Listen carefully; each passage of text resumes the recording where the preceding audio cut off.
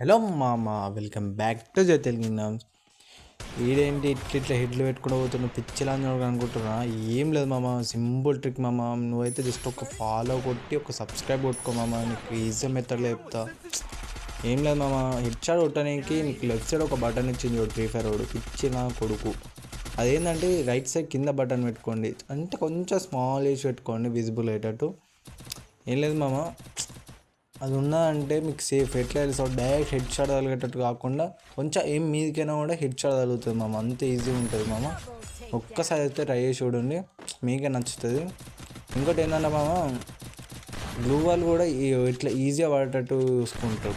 అంటే అది ఇట్లా నొక్కగానే ఈ బటన్ నొక్కకముందే అది అంటే మన ప్రెస్ అయిపోతుంది చూడు తంబ్, అట్లా గ్లూ వాల్ కూడా పడుతుంది మామ. ఇంత ఈజీగా ఉంటుంది. చిన్న లాజిక్ ఎట్లా మర్చిపోతారు మామ మీరు. అసలు ఒక్కొక్క బుల్లెట్ ఎంత స్పీడ్ ఆగుతుంది మామ, చూడండి మామ. వేరే లెవెల్ హెడ్ షాట్స్ మామ.